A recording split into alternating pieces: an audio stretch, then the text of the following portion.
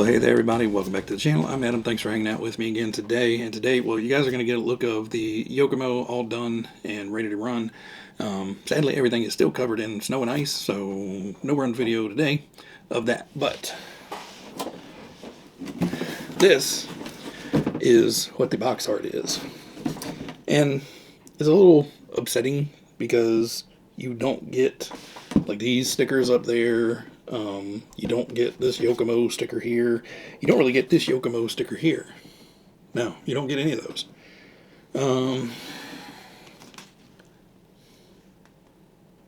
Yeah, actually, there are 0 decals on this that come on that decal sheet.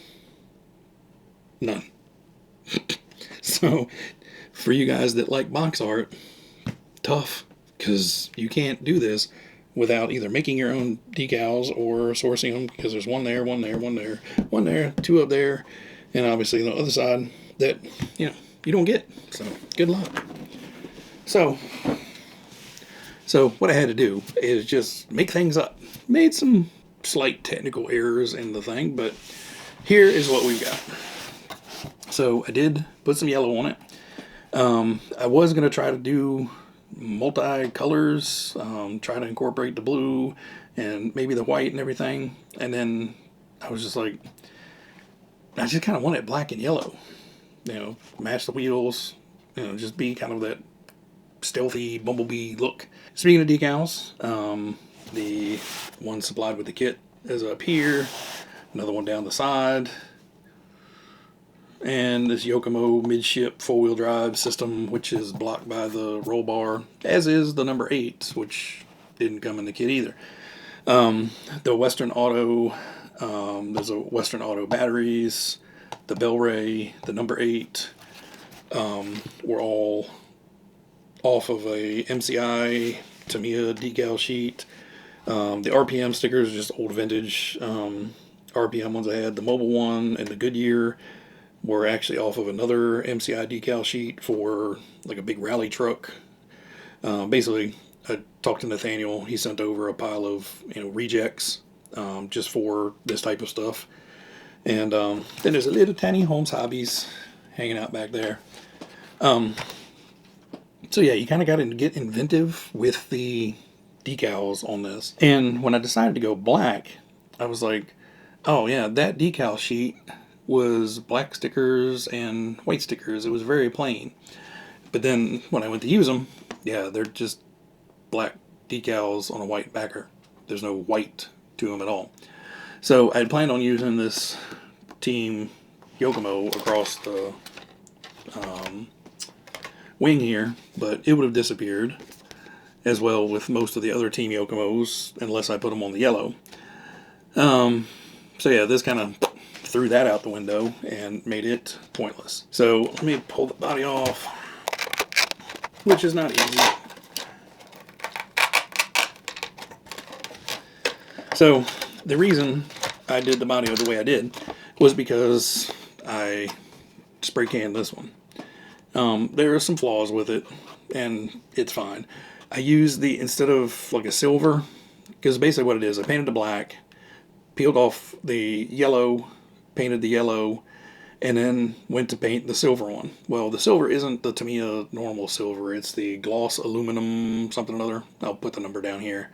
And it kind of gives you a chromey look. It's almost like a polished aluminum look. It's not quite chrome, but it's not like just plain silver. And because it was so cold in the garage trying to spray this, the cans were giving me fit. The yellow really did not want to spray. The black was fine. That was a Traxxas black. And then the yellow was Tamiya yellow. And then the aluminum from Tamiya. Both the yellow and the aluminum, even trying to warm up the cans out there with the hairdryer, it still didn't want to spray super well. But anyway, it's all painted. And I basically had to come in and do the whole inside here, down the sides, and even the center of the nose cone, because I didn't know if it was going to hit. These parts here are all Gorilla Taped. The biggest thing was to protect in here, and that was why I did not do an airbrush paint job on this one, is because the airbrush paints are usually a lot more delicate than the spray paints are, and to cram this body over and drag it across the shocks and the arms and everything back here would just shred that paint right off if I had airbrushed it. So, is what it is. Nothing holds the body on other than the Velcro and the roll bar. Now, as far as the roll bar goes, it is rubbing on the body. The body is going to get scraped and scarred from that. But overall, you know, it's not going to come off. The front end could get pulled up, but you would have to really do something kind of serious to do that. But like I said, it's snowy and icy out still. We did have 50-some degree temperatures yesterday, another 50-degree temperatures today. So hopefully all that stuff starts disappearing and grass comes back, but it's taking its time. This will probably get a run, and it will be once it dries up. I'm not going to go out there and get this thing muddy and gross and have to clean it all up because I just don't want to. Now granted, the bottom of it is just a big flat panel, so it shouldn't get too dirty, but we'll see how it goes. The front one-ways are pretty cool, so if you roll the tires backwards like it would have forward acceleration, all four spin, but under deceleration and off power, the front wheels just free spin. So that's kind of cool. I don't think I've got a buggy with that. I do have one or two on-road cars that have, one-ways in the front, so it's pretty cool just to be able to freewheel. There's a Moog sticker in the back as well. Another, to me, a decal sheet. Well, MCI reproduction decal sheet. So yeah, it's cool. It's built. It's done. It's ready to run.